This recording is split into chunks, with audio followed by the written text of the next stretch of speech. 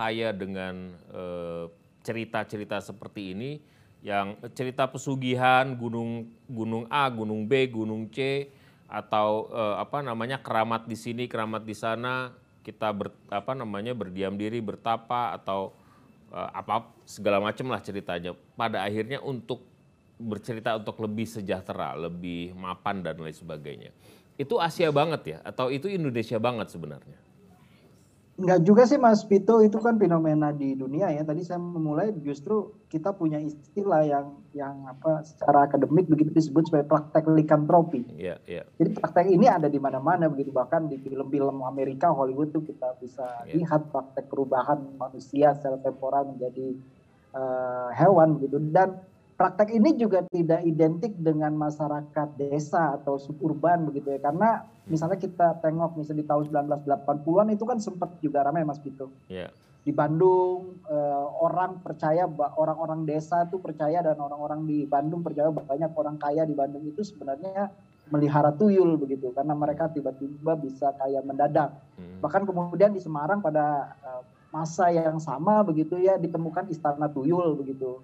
Bahkan ada seminar besar-besaran tentang tuyul, Pak Jaya Suprana, sejarawan Hokam itu bicara begitu. Jadi ini bukan fenomena desa, ini fenomena masyarakat desa dan kota tentang ekonomi uang ya, tentang nah ini juga menurut saya yang paling menarik adalah yang saya mau katakan tadi itu, kita juga bisa melihat ini sebagai praktek bukan berkait dengan ekonomi masyarakat mendekati Lebaran ya kalau saya berpikirnya, tapi praktek meningkatkan giroh begitu ya, religiusitas yang menaik di masa bulan Ramadan. Jadi harus ada jiwa yang mesti disucikan. Jadi kan kalau kita bicara misal ketika Islam masuk, kenapa identifikasinya dengan babi begitu ya, yang kotor, dan itu kan bisa kita katakan konsep najis sebenarnya.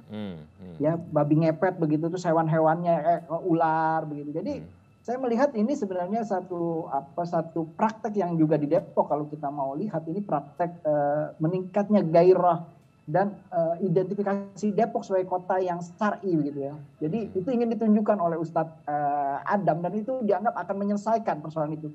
Itu akan menyatukan persepsi publik tentang kehilangan yang terjadi. Itu kan yang kalau kita baca dari laporan. Dan saya juga mau bilang bahwa praktek begini juga praktek yang umum ya, bukan hanya pada masyarakat suburban, tapi juga kalau kita nonton TV itu mayoritas tayangan kan seperti ini Mas itu.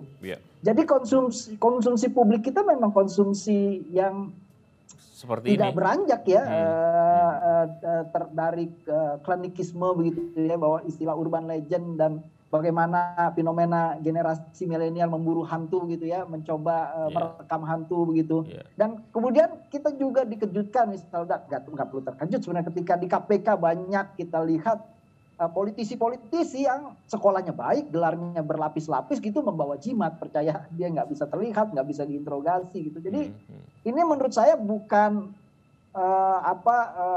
bukan hanya babinya yang ngepet, tapi masyarakatnya yang ngepet menurut saya, kotanya yang ngepet.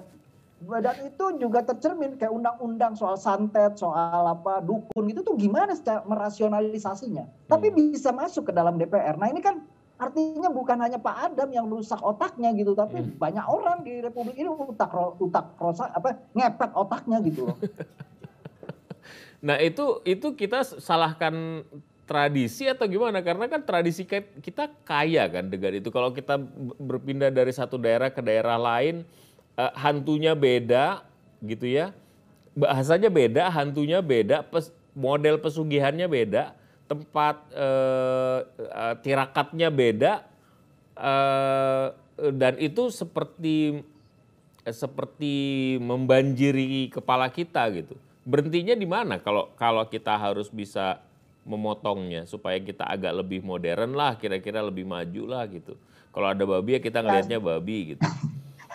Sebenarnya waktu kita merdeka tuh kan pembukaan undang-undang dasar kita jelas ya Mas Pito ya. Itu kata yang disebut adalah mencerdaskan kehidupan bangsa. Jadi saya tuh senang baca Tan Malaka, dia mengingatkan saya pada kalau kita masih menyimpan di kepala kita pikiran-pikiran klinik begitu ya, pikiran-pikiran mistisisme begitu ya, itu kita itu tidak akan pernah bisa punya kemajuan begitu ya. Istilahnya kuncinya pada pembukaan Undang-Undang Dasar itu adalah bagaimana kita memproses keindonesiaan kita sebagai suatu bentuk perangai ilmiah. Nah, perangai ilmiah ini yang menurut saya sebenarnya tidak ada. Jadi, kalau kita bicara yang Mas Vito tadi ungkapkan, itu kan gambaran bahwa gimana kita nih sebelah kakinya seperti masih terseret-seret di masa animisme dinamisme begitu. Sementara di sebelah lagi kita udah bergerak ke zaman milenial Solihin Pale begitu ya atau apa. Nah, tapi saya mau katakan lagi sekali lagi adalah ini potret tentang apa yang disebut perangai ilmiah kita itu memang dalam situasi yang memprihatinkan, Mas Vito. Bukan hanya pada masyarakat suburban ya, masyarakat desa begitu ya, tapi juga masyarakat urban dan para super kayanya dan elit-elit yang terdidik dan gelarnya berlapis-lapis juga menurut saya itu perangai ilmiahnya bermasalah. Jadi ini anti kelas sebenarnya, kepercayaan ini fenomena ini sebenarnya anti kelas berarti ya. Nah, justru dia memberikan gambaran tentang model mentalitas kita kan secara keseluruhan. Adam ini menurut saya jasanya itu dia memberikan kita gambaran tentang potret mentalitas kita yang kerdil ya, menyusut gitu loh, karena nggak ada perangai ilmiah.